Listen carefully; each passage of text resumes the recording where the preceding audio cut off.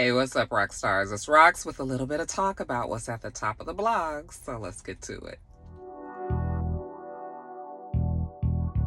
I say I'm gonna take some time off, y'all. All the cashiers, they was like, somebody stole her truck. It's like you can hear it all throughout the store. This Rox coming to you today with a review for Love and Marriage Detroit, Love and Marriage Huntsville, our book 4, Real Housewives of Atlanta. Let's get to it, shall we?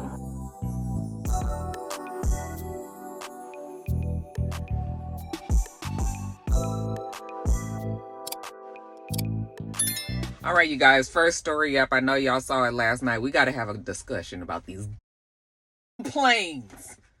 Because, listen,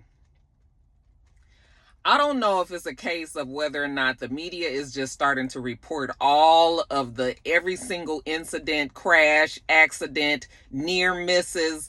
Just because the media is reporting it all, it could either be that, or is this happening more? Like, that's the thing that I cannot decipher. However, these planes, child, I don't know what's going on. It truly feels like something is happening that they are not telling us about. Why is it that these huge mechanisms that we have taxed to take us across the country, across the world, that is still, for the most part, a safe way to travel? Why is it, though, that we keep hearing every single week?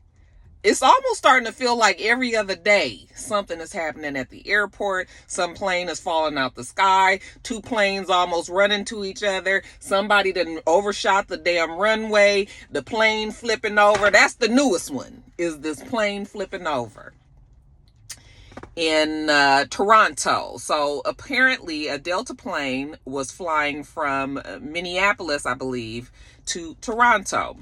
And I still am not clear on what exactly happened, but as the plane was landing, they had to go in for a crash landing. They must have had some sort of issues that was going on, and they had to prepare themselves for a crash landing. Both of the wings came off the plane, and when it was all said and done, that motherfucker was upside down, you guys. Now, we have never, with the exception of seeing, like, remember the movie that Denzel was in when he played the extreme alcoholic drunk pilot, and in order to get his plane safely from wherever he was, he had to turn it upside down, but he was drunk at the time. You guys remember that movie?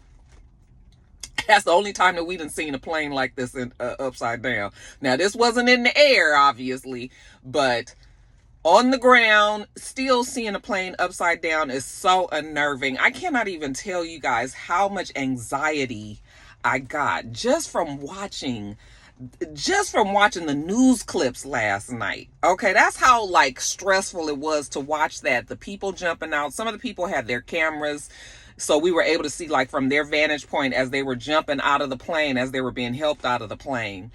I can't even imagine. The plane did not catch on fire. Thank God it didn't. They did have the fire department there, and they were spraying water, so maybe they were just trying to cool it down to make sure that it didn't burst into flames. But I'm going to just tell you something. If I was on that motherfucking plane, you guys, I would have been dead. Everybody survived, okay? Which is a blessing in and of itself, okay? They had 80 people that was on the plane. I think they said 19 people were injured. Of those 19, 3 were critically injured. And of those 3, one of them was a child, okay? Excuse me. I don't have an update on how everybody is doing physically, but I bet you I'm about ready to put any amount of money on the mental and the emotional state of those that was on that plane. Bitch, you couldn't pay me to get back on the plane for a long ass time. Because what? I just really, and I was waiting to see last night if they were going to show, like, some video, if somebody had, like, video of it, like, actually happening. They haven't released that yet. At least I haven't seen it. It may be out, but I haven't seen it. But man, I'm telling you, it was nothing but God's grace and his ever-loving angels that must have carried that plane on down, because For everybody to be able to survive that, that is great. But I still need to know, like, what exactly is going on with the planes, you guys. Why is it? Do we need to know? Maybe at this point the media just don't need to tell us everything. Like, we need to only know when an accident happened and if some people was killed, okay? But now I'm starting to feel like maybe we don't need to know every single thing. We don't need to see it. We don't need to know it, okay? Because that is crazy. That is crazy. Another question I have is, so how are we traveling from now on? I'm always going to fly. I don't like flying. It's very unnerving for me and everything, but I will do it because I don't want to keep it, I don't want to be kept from going and seeing and doing what I want to go see and do, But we ain't taking just all these old frivolous little trips and shit like we used to, bitch. It's only when we need to go, when we have to go, okay? Otherwise, yeah, no, just no, okay? Or else we can always take the other way. They still got that mega bus. Y'all know anything about that? Because maybe it's time for us to just keep shit on the ground for like these real local type of trips. Like if I'm just going to North Carolina, up to Virginia, DC or something, maybe it's going to be a road trip. Because, Minneapolis, from what I understand, is not that far from Toronto. I don't know how far how long that flight is.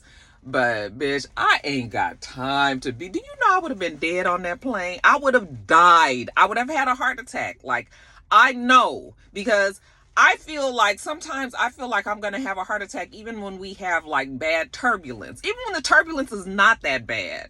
Okay? It's just the anticipation of thinking that something else might get worse and come. Even that has the bitch, have a bitch heartbeat racing. So I would have never made it. They would have been like, everybody survived except one young black woman, 54 years old, Roxanne. Like she just couldn't. But I think that as these stories continue to go, because even after I watched that story about this plane, I think I saw another crash. Where was it? Dang, I saw something else that there was another like small plane crash. Was it here? I think it might have been in Georgia.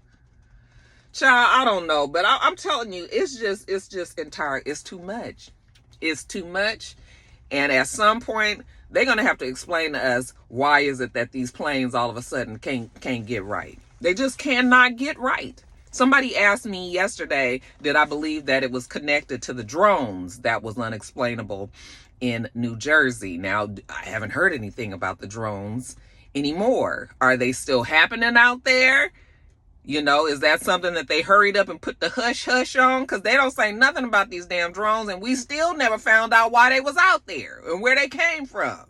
Y'all, I hate to be opening videos with conspiracies and shit, but something is going on. Something is going on.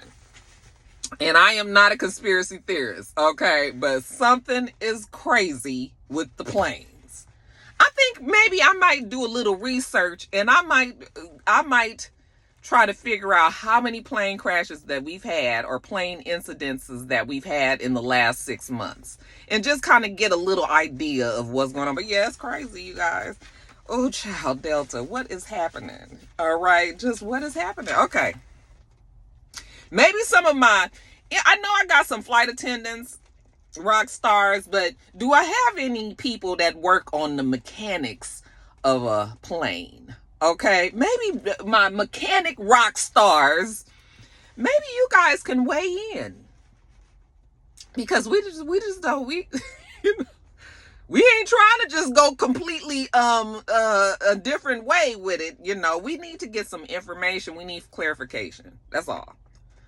That's it. That's that on that. I just wanted to let you guys know that yet another plane crash. Just ridiculous. But thank God that the skills of the team, both the pilots and the attendants that was on the plane, as well as air traffic control, the people that are on the ground that was helping them in. Like I said, God's grace, baby, they made it, and that's it on that. But child, that plane, y'all want to get on that bus? Yeah, that mega bus is a little dicey too. You got to worry about a whole different element on the mega bus. Okay, I remember my one friend, she told me that she rode the mega bus up to DC, and she said, girl, you got to try to get there early, and you get the front seat up at the top, and then you ain't got to worry about nothing else. But apparently she didn't get there in time, and she was in a different seat, and somebody threw up as soon as they got on the bus, and the throw up was rolling up and down the damn aisles. I was like, but you got there, didn't you? Got to DC? Bitch might have had to lift her legs up the whole time, but you got to DC and you only paid $50 to do it. So there is that, y'all. But yeah, I need this plane situation, child. It's terrible. Thank God I don't have to fly, but you guys know that I have a child that's back and forth on a plane every 2-3 weeks. So just the thought of that plane, her getting back and forth, the plane ride, it's too much. It's too much. So, but we're gonna thank God that nobody was killed, nobody was hurt. I mean, people were hurt, but it could have been worse. So that's it on that, y'all. Y'all let me know what you think about that. Do you guys think that all this is related, or do you think they're just reporting on everything? I just kind of have the world is not right now. Like, everything is jacked up, these damn weather patterns, these planes falling out the sky, all this craziness is just, I feel like I'm teetering on politics, but we not gonna put politics in this video today. Okay, I might do a let's talk about it later on in the week. We'll see, you guys. But yeah, Delta and all the rest of these airlines, I'm gonna need y'all to get it together. That's all I know. All right, and we're gonna move on to the next story. All right, you guys, so this was going to be the first story before that shit happened yesterday. Tony Buzzbee, you guys know, the 1-800 ambulance chaser lawyer. That's what Jay-Z and them, they refer to him as the 1-800 lawyer. He is a man who brought forth, well, they're saying somewhere around 130, who will be bringing forth, they say. He says, from the horse's mouth, around 130 cases against Puffy, for his sexual deviancy, him raping, him drugging, him trafficking, him, all of this. And you guys remember he had that case also that he brought up against Jay-Z. Now, he had warned us that there were some big names that were coming down the pike, and we figured that it was going to be one of these label heads, and most people were figuring that it was going to be Jay-Z, and then sure enough, it was Jay-Z that he was accusing, or that his client apparently was accusing. Jay-Z immediately denied it, said that he didn't do it, and said that he is going to fight this and that he is going to basically crush Tony Buzzbee. Tony Buzzbee, he very braggadociously and like I'm not afraid of you, you are not going to intimidate me. We are going to move forward just because you have money and you have all these people behind you. I am the voice for the victims. That was kind of the way that Tony was making it seem. But as time was going on and we were hearing more and more about the stories, and the girl was supposed to be 13 years old, and she was supposed to be supposedly after a MTV Video Awards that she had gone to, or maybe she didn't go to, but afterwards she was trying to go to the after party, and apparently she said something about Puffy's bodyguards inviting her to this party, and it was all kind of shit. But when it was all said and done, she said that, she was raped by Jay-Z, and then, Puffy, they took turns, and somebody else was in the room watching. She said it was a woman. Now, they never said who that woman was. I was always feeling like they were going to try and say that it was Mary, but they did not. Probably because they didn't have any proof. They ain't really had no proof of nothing, okay? But they were... I think Tony Buzzbee was just going with the fact that everybody was already feeling like Puffy was guilty for what happened with Cassie. We saw the video, and so I guess he was just like, fuck it, we gonna just put this case through You know, everybody's gonna believe it. We gonna, you know, get this money or whatever. But then the nail in the coffin for me anyway was when the father said that he did not remember any of this happening, because as a parent, you remember these things. Like, if you had to drive 5 hours to pick up your 13-year-old child in the middle of the night who apparently had just been raped, didn't say anything to the father, she said. However, it seems like the father would have noticed that his daughter was upset. I mean, just the fact that he had to drive to pick her up, that's something that you would not forget. Okay? And the father didn't remember that. The daughter or the girl, the victim, the alleged victim, she was a girl who had autism, and the story just felt like, it just didn't seem like it was a realistic thing. Okay? And fast forward until just a few days ago, or last week, I should say, without any kind of fanfare or anything, Tony Buzzbee decided to drop the case. Okay, on Valentine's Day, as a matter of fact.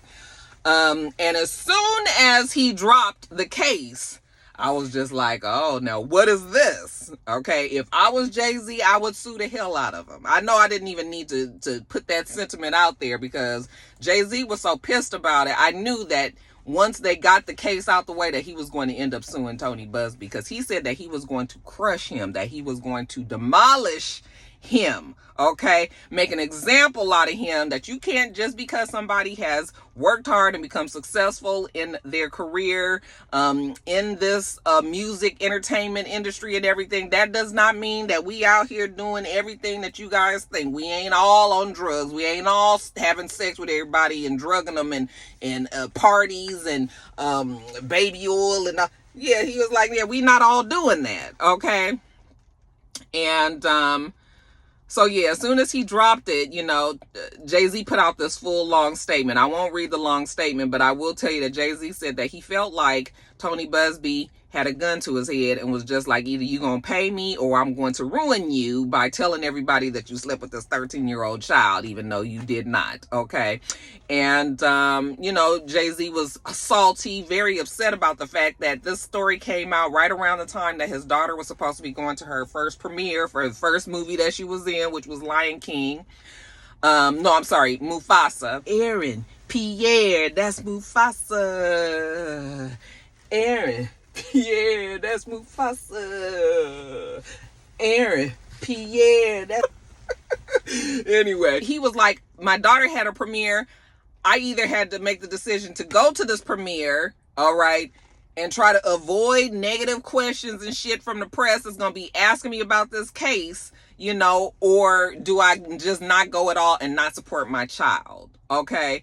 He made the decision to go. We remember seeing him on that red carpet. He was pissed. Okay, you could tell he was aggravated the whole time. Beyonce had that smile plastered on her face. Poor little Blue Ivy was just being Blue Ivy, trying to enjoy her premiere. And her father looked like he wanted to beat somebody's ass. Now, if somebody was going to ask him a question, we surely didn't see it on video. All right, they was just like, don't even. I never believed this story about Jay-Z having sex with a 13-year-old. I don't even believe that Puffy had sex with this 13-year-old child. Okay. There are stories, there are people and claims that have come out that I do believe, but this story was not one that I believed. Now, Puffy's lawyers also was like, yeah, we already knew that the motherfucker was lying, because most of the people are lying. Okay. And so now they put out a statement and it said, today's complete dismissal without a settlement by the 1-800 attorney is yet another confirmation that these lawsuits are built on falsehoods, not facts. For months, we have seen case after case filed by individuals hiding behind anonymity, pushed forward by an attorney more focused on media headlines than legal merit. Okay. I guess maybe Tony just assumed that they would pay up, but I'm not, first of all, we're not paying up on something that we know we didn't do. All right. And there's no way that you can really concoct a story to say that I did it. There's like, you don't have any type of proof or any way to connect me with this child other than what this person is saying. and just because her other circumstances surrounding that story don't make no sense, so no, they was not gonna just automatically pay up, even though so many people still do believe that Jay-Z did this. But yeah, no. What I do know is that Tony has been keeping a pretty low profile. As loud as that press conference was when they told us that they was putting this case through, the apology or something needed to be done in press as well. Okay, the damn case was dismissed with prejudice, I believe it was. Is that what it is? Yeah, dismissed with prejudice, which means that they cannot refile this case. Nobody can refile the case. Okay, so in the words of Jada Pinkett Smith, all right, we suing, as they should. All right, you guys let me know what you think about that. Do you believe that Jay-Z was innocent? Do you believe that Puffy is innocent in this case? Do you believe this was a story, a money grab, something that was created with Tony Buzzbee and this, maybe even a girl that was taken advantage of? I mean, I don't know where she falls on the spectrum, how severe or, how severe her autism is. But no. Okay. Y'all let me know what you think about all of that, and we gonna move on to the next story. All right, you guys, let's have a little discussion about Drake. Really, I don't have much to say. Drake's album with PnD, the joint project that came out, that was supposed to be full of sexy songs. We getting back to the Drake, the lover boy Drake, the one that most of us enjoy. Let's stop the beef, Drake, and let's get back to the one that warms our heart. But even this, now, I'm Party Next Door. I mean, I know a couple of his songs. I remember I don't remember right now, but I do remember like a song or two that I knew of his. But this album don't seem like it seemed like it was more Drake than Party Next Door. And then Party Next Door, I was just like, do he always sound like that? Because it seemed like it was real heavy. How that voice auto-tune, that shit sound kind of computerized. And I was just like, oh, this is, and then Drake, oh, hey, that's his note. You make me feel each day. It's not the song, though. I'll just say it. Like, everything is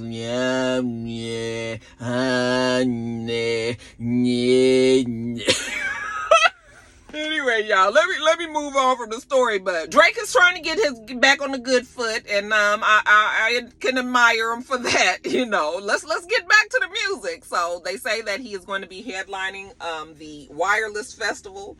This is a festival that takes place, I believe, out there in Canada, and it is going to be 3 nights, and he is going to be headlining all 3 nights. Okay, so. And it ain't like people not going to enjoy it. I mean, Drake has a lot of good music, so they giving him that chance. His city supporting him and everything, maybe like I said, he can get back on the good foot, y'all. Now, academics, he sweared that, and there are people out there that are saying that when you go on Spotify and you search for, Kendrick Lamar, immediately Kendrick Lamar pops up, okay, in abundance, all right, because he has quite a few albums, right? So you can get whatever Kendrick Lamar music you're trying to find. However, when you put in Drake, you can't find it. Apparently, somebody was tweeting how they were trying to find Drake and PnD's new album, and when they put in Drake, nothing came up, or PnD didn't come up, or such. I don't know. But they're saying that this proves that Spotify is doing exactly what he was saying in the lawsuit, which was, making it very hard for fans to get to his music. It's interesting. This music industry thing is pretty interesting. Back in the day when we all bought our things, when we bought a CD, it was ours. When we bought a tape, it was ours. It was in our house, and we listened to it all the time. Now with these streaming services, if you don't follow a streaming service, you don't have any music anymore. Okay, we pay monthly. I pay monthly for Apple Music. That's the only streaming service that I have for music. And I never thought about how if I canceled my Apple Music, I'm not going to have any of my music anymore. Now, I did load all of my CDs. Back in the day, I took the time, back when we had iPods, I took the time and loaded all of my CDs. Every one of them, I probably had about 300. And I loaded everyone onto my Apple Music. So I do have my computer still where my old iTunes that has all of those old music on there, but it's not even on my new iTunes on my newest MacBook. And that music, you just wouldn't have it. And there's some songs, there's some CDs that are not on Apple Music, Spotify. They're not on a streaming service. For example, I can't tell you how long I've been trying to find Solange's Hadley Street Dreams album. I had it on CD, loved that album, used to play it all the time, and now you cannot find it on streaming service nowhere. If you don't have the CD, you just don't have it, and that happens with a lot of other music as well. So yeah, it is interesting to know that these streaming services, they really do control our music. Okay, not trying to co-sign what Drake says or anything, but yeah, same with the books. I have Audible, I have ebooks, but once if I don't have my phone and shit no more, then I don't have them books. I don't even know if Audible still will make that shit available for me, that those titles that I actually purchased. It's just like, are those mine to keep? Do I save them can I save it on a drive, a zip drive or something like that? So yeah, it is. The music industry is getting away with murder right now. They don't have to put out any physical product. You don't have any physical product, which means that you don't really own any of the shit that we paying for all the time. Sign of the times, y'all. Times is changing. But, so yeah, they could very easily control that. We are at the mercy of these streaming services. So yes, Spotify could very well be doing that to Drake, but I think that they can do that to anybody. It's tough. It's cutthroat out there, but what y'all thought about that PnD album? I know I got a little off track, but what y'all think about that? I just wasn't like, it was nice to hear Drake coming back to the whole singing thing and all, but I just was like, Now, for the Kendrick haters out there, let me go on and give you another reason to hate. They say that Kendrick on the Billboard Top 200, Kendrick has 3 albums that are top 10. Okay, that doesn't happen often. But Kendrick's number 1 album is G&X. Kendrick's album number 9 is, I think it was To Pimp a Butterfly. And number 10 was, or is, Good Kid, Mad City. Okay, so just another reason, for those of y'all who are determined to hate our boy, okay, I'm gonna give you another reason. And we'll see what happens with Drake the rest of this year. What did you guys think about that album? I didn't even put the name of it down here, but y'all let me know what you thought about it, and we gonna move on to the next story. Luigi Mangione, okay? That's the young man who took it upon himself to go and kill the CEO of Universal Health, what was the United Healthcare, the CEO who was out in New York for their annual conference or whatever. Remember, he shot and killed him on that street. So many people, because they were so upset about how insurance has dogged them or somebody that they knew over the years, Luigi found himself in this really particular place where people were admiring the fact that he did this. It was kind of like a fuck you to the establishment of healthcare and the fact that, you know, there's many, many people out there who have claims that insurance will just deny. Sometimes it's a matter of life and death.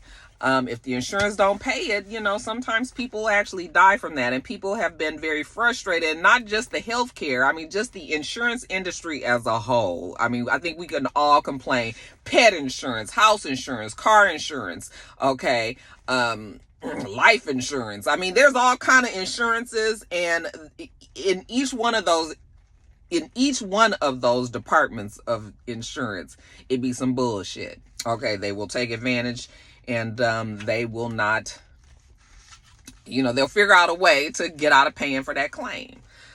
So people had the way that they felt. So when Luigi ended up doing that, he put out this manifesto that was saying, you know, the reason why he did that. Now that to me was an admittance of guilt. Okay, but that's not how his defense team is playing it. As a matter of fact, they have a legal defense fund that they have started. He has over $600,000 that has been contributed to that legal defense fund. And this is just from people, you and me, off the street that have decided that they want to support this young man. He has his own website that his team has created. So anytime you want to know any information about Luigi Mangione, where he stand on what, go to his website. He put out a statement. He said, I am overwhelmed by and grateful for everyone who has written me to share their stories and express their support. Powerfully, the support has transcended political, racial, and even class divisions as mail has flooded MDC. I don't know, is that the name of the place? From across the country and around the globe. Okay, yeah, because he's at the Metropolitan Detention Center, so that must be what MDC is, in Brooklyn, awaiting trial. And remember, he was extradited there because when he had shot and killed the man, he had ended up leaving and going back. I think he was in Pennsylvania. Was that where he was from? Pennsylvania, I believe. But when they caught him, they ended up sending him back there. So, you know, it's real sad that our country is at a place where somebody died, and this man was not directly responsible for all of the things, but he definitely was the face for this company. So, you know, it's too bad that this man actually lost his life over the frustrations of a whole community of people that are just kind of tired of getting the runaround from these insurance people, you know, and it's too bad that people are actually holding him up like as a martyr. I mean, he's a cute kid, all right? I will admit he's a cute kid and everything, but he killed somebody. Somebody died, okay? So I don't understand why people feel like he's like their hero. But I also will say that if you really want to get somebody's attention, then I guess this is the way to do it. I don't know what the legal defense is going to be when they get in court, because, like I said, he put that manifesto out, but shortly after that, once they had got him extradited and he had his lawyer and shit, they changed it, because the lawyer was like, I don't think he has the same lawyer any longer, though, but the original lawyer that he had was just like, well, I don't see anything that says, you know, they don't have any proof. There's no picture of him. He's not on camera shooting him. You know, remember, his back was to the camera. We never really saw, as a matter of fact, we didn't really even see him. We saw a person, but just maybe half of them, they were kind of in the shadows, and we saw the gun. We saw him put his arm out, but we never saw his face. The only time that we saw the face was when he was at the hostel. So I feel like his defense team is they're going to lean on that and be like, you guys still don't know. Y'all didn't say. And he did not say in his manifesto, I shot and killed that man. Those are not the words. Even though what he said in that manifesto, I mean, it was implications there, but he didn't flat out say it. So something tells me they're gonna really try to get this man off. But, you know, and that's unfortunate. If I was the Brian, what was his name? Brian Thompson. If I was a part of his family, I would be pissed about all of the support for that man. Okay? Because, I mean, you killed my loved one. This man ain't did nothing to you personally, and you killed him. You know, so we'll see what happens there. But yeah, if you want to know anything about it, go on his website. I won't put it on here, but I'm sure you guys can Google. Okay, and we gonna move on to the next.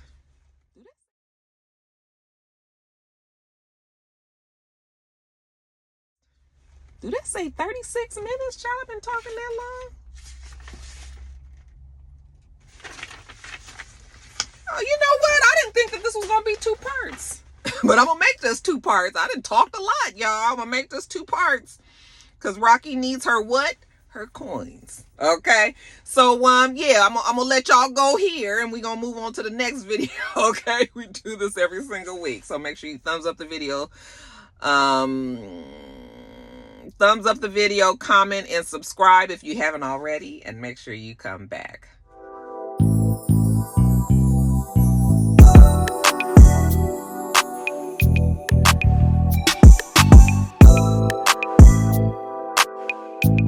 Next time, Roxanne.